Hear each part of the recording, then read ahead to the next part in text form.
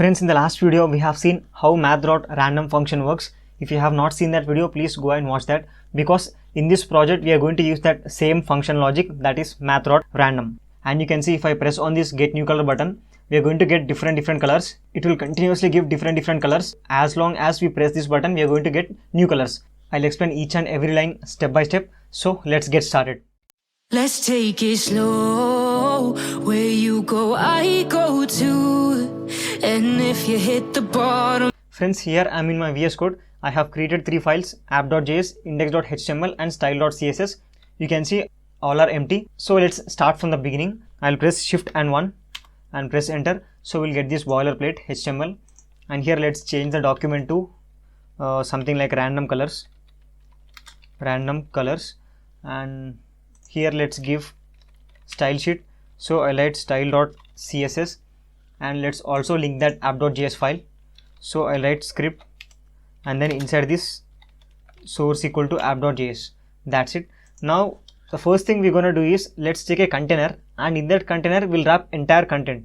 So let's take a container and give it a class container itself, I mean div.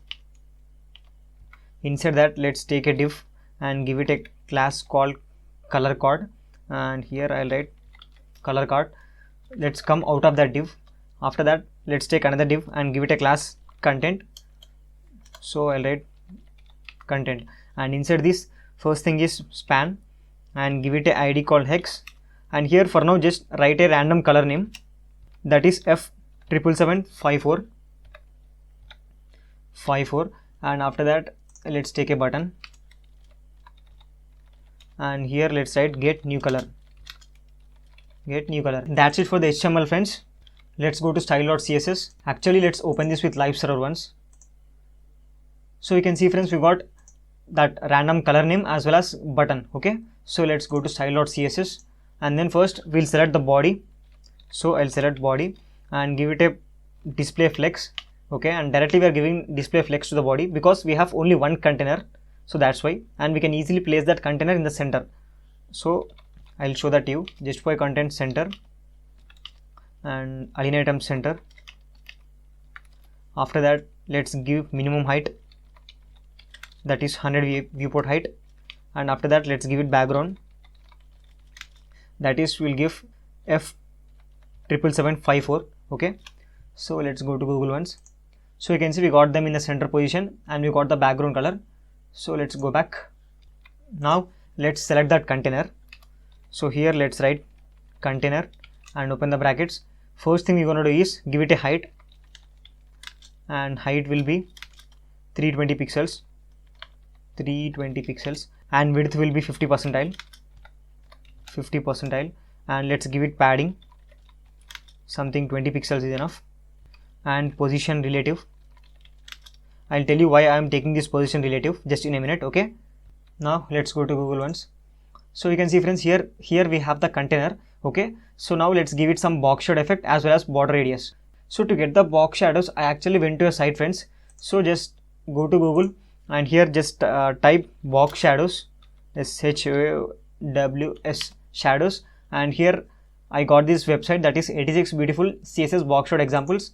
Open this with new tab, and here you can see they have provided with some bunch of cards with different box shadow effects. Okay, so we can copy any box shadow and we can use them in our web page. Okay, here I have selected this 13th one. Just copy that and paste that over here. That's it, friends, we are done with that. Now let's give it border radius, and that would be border radius 10 pixels. That's enough. So now let's see what we'll get. We got that container in the center position and we got some box shadow as well as border radius. Okay, I hope you are able to see that. Now let's go back to VS Code. Now let's select that color card. Okay, this is, now we are selecting this one, color card, separate div. So let's write color and then CARD card, open the brackets. So here first thing we gonna do is give it a background color. So for now just give it background color as green, okay, or green yellow, something like that. And now let's take position absolute. Okay, so friends, the reason we have taken position relative here is this container should be the parent of this color card. So now this position absolute should be relative to its container. So that's why here position relative and here position absolute. Now let's give it height and width. So width 280 pixels and height will be same 280 pixels. Okay, now let's see what we'll get. So you can see guys, we got this box here with width and height. Okay, so let's go to VS Code back. Let's give it positions, that is top as 40 pixels, and let's see once. Okay, now we got some distance from the top. Now we have to give negative left value because it should go towards this left side. So that's why let's write left minus 50 pixel. Okay, let's see if that is sufficient. Okay, that's enough, I guess. You can experiment and give your own values. So now let's go back to VS Code. It's time to give box shadow to that. So let's go to the same site, and here now let's select the 15th one. Okay, where is that? So here is that. Just copy that and paste it over here. Okay, this is very huge, but let's minimize this. Okay, that's enough. And after this, actually let's see what we'll get. Let's go back. So you can see we got some box shadow effect. Now it's time to give border radius to that. So let's write border radius 30 pixels, 0 pixels, and 30 pixels again, and again 30 pixel. So let's go to Google. So you can see friends, we got border radius on all sides except this second side. Okay, so we have given 0 pixels, that's why. And let's change this color. Here let's keep F77754. Okay, that's enough. Now we can see these both boxes are completed. We have to style this span as well as this button now. So let's select that span first. They are inside this content. So first let's select that content itself, and I'll write content, and here let's write display flex. Okay, justify content center, and after that align item center. So let's see what we'll get. So now you can see we got them in the center position, but we need to give flex direction column. So let's go back and let's give flex direction as column. Where is that? Sorry, flex direction column. Let's see now. So now you can see we got them, but we need to give some height to them so that they will be in the center position. So for that, let's give them some height, HEIGHT height, and height will be something like 300 pixels. That's enough. Let's see. So you can see we got them in the center, but let's give some margin left. Okay, so let's go back and let's write margin left has 150 pixels. Okay, that would be enough. So you can see now they are far away from this box. Okay, so that's it. Let's go back and select that span, that is we have given ID to that X, and here let's write display block first because that is inline element. So we are taking display block, that means it will occupy entire space, block of space. Okay, and let's give it color. Sorry, what is the color spelling? Color, and color as white, and after that let's give font size to that. That would be 40 pixels, and after that margin 20 pixels on all sides. Okay, so that we'll get some space. Let's see that. So you can see we have given margin on all sides, that's why we got some space. Now let's give text transform uppercase, text transform uppercase. Okay, let's go back. So you can see everything is in uppercase. So let's select that button now. We are done with that span. Let's select button. First give it background transparent, background as transparent, and after that border 1 pixel solid, and that will be white color. Okay, and after that let's give some padding to that. Padding would be 8 pixels on top and bottom. Sorry, not 80, 8 pixels, and 20 pixels on left and right. So let's actually see that. Yeah, that is enough. And we have to increase this font size. So for that, font size, let's give it 22 pixels, and after that let's write cursor as pointer. I think these are enough. Let's go back. So you can see we got some font size, and let's change that color also. Here I'll write color white. Okay, that's it. So that's it. We are done with CSS, friends. Okay, now it's time to write actual logic, that is JavaScript. So let's go back to app.js. Here first thing we're gonna do is let's select all the elements. Okay, one by one. First let's select that container. Okay, and we'll just accessing them. So here I'll write document dot query selector, and open the parenthesis. Here let's write container. Okay, we got the container. After that, let's select that color card. So for that I'll write color and then card, that is equal to document dot query selector, and here let's write color and then card, and after that let's select button. Okay, so we'll write variable button equal to, again sorry, document dot query selector. Here let's directly write button itself, and after that let's select that span. So let's write variable hex here, and then document dot query selector, and here let's write span itself. Okay, and after that let's close that. Now friends, what we are going to do is, let's take a function first. So we'll take a function and then I'll explain everything step by step. So here let's give it a name, get new color. That's it. Open the parenthesis and open the brackets. So first we have to get that symbols. So let's write variable symbols, that will be equal to, here let's write 0, 1, 2, 3, 4, 5, 6, 7, 8, 9, and then write capital A, B, C, D, E, F. Okay, so friends, the reason we are writing this is because to generate any random number we need to have 6 symbols, and that 6 symbols should be the combination of numbers and as well as alphabets, right? So for example, you can see here we have F77754. That means here we have number as well as alphabet, and if we count here we'll get 6. Okay, maybe we will have more than 6 symbols, but in general to get any random color we need to have minimum 6 symbols, right? So for that reason we are at first we are writing all these symbols together. Okay, and if we count all these things we'll get 16. Okay, because 0 to 9 will be 10, and after that we have 11, 12, 13, 14, 15, and then 16 symbols. Let's write that here, 16 symbols, and here also to generate color with combination,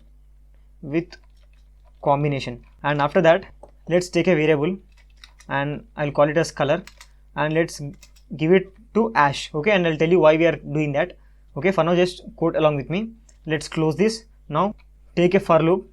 Okay, for variable I equal to 0 and I less than 6. It is very important here, we have to write I less than 6. I'll explain that to you.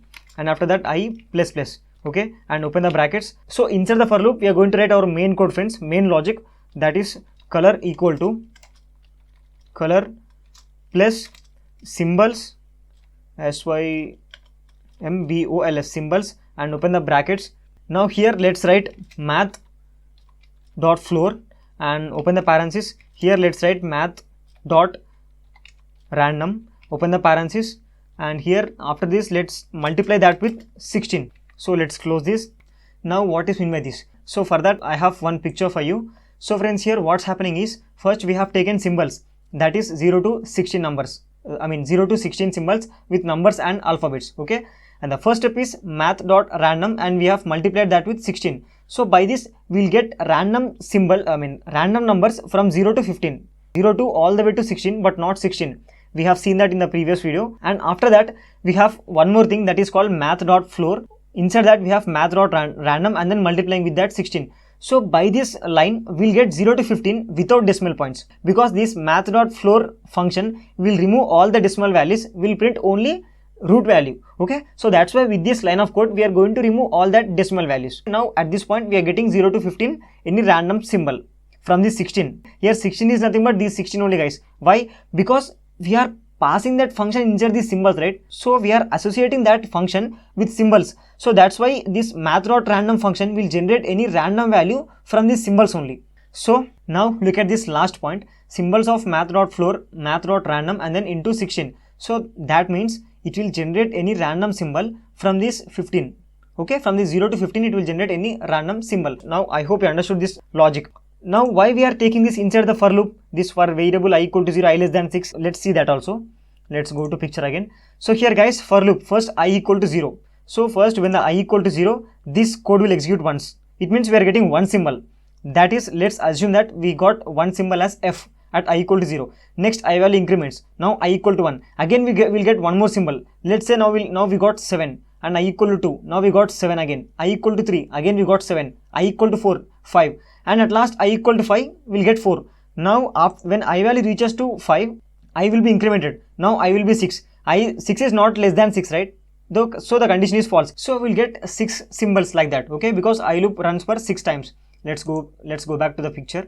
You can see we got F77754. That means 6 values, 6 symbols for 6 times for loop. Now what we are doing? We are adding that with this hash. How? You can see that here. I am writing color equal to color plus color equal to what? Hash. Now we are matching that 6 symbols, whatever the 6 different symbols that are generated inside this for loop, we are adding that with this hash symbol. So overall output I'll get something like, for example, let's assume F77754, and next time I'll get something like hash F7B4 or something like that. We don't know. So in this way we're going to generate random symbols, random 6 symbols, and we are adding that 6 symbols with this hash symbol. Okay, as overall output we are going to get random color. So now what is the next step? So friends, if you go to Google, whatever the random color we are generating, we have to add that random color to this background as well as this containers, right? So let's do that, and it is only possible when we click on this button. So we have to add event listener to this button also. Okay, so when we click on this button, we have to get new background color on background as well as these 2 containers.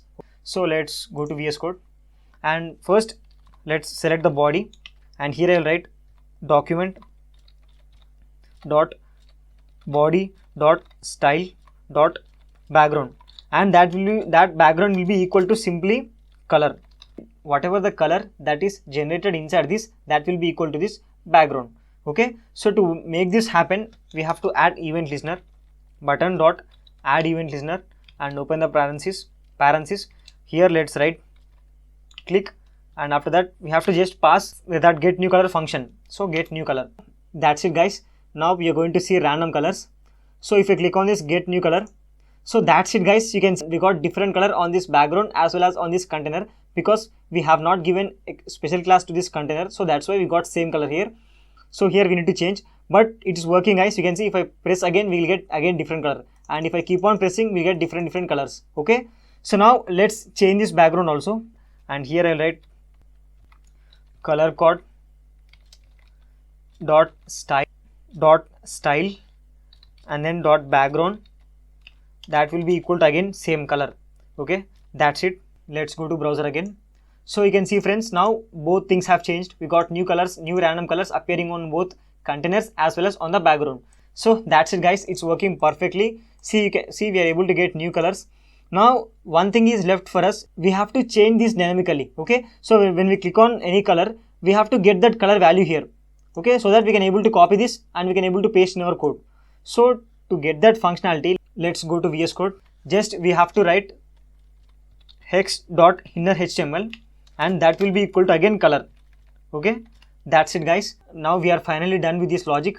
So you can see that will change dynamically. So that's it guys, we have successfully made this project. I hope you learned something from this video. Please consider subscribing. I'll see you in the next video. Thank you.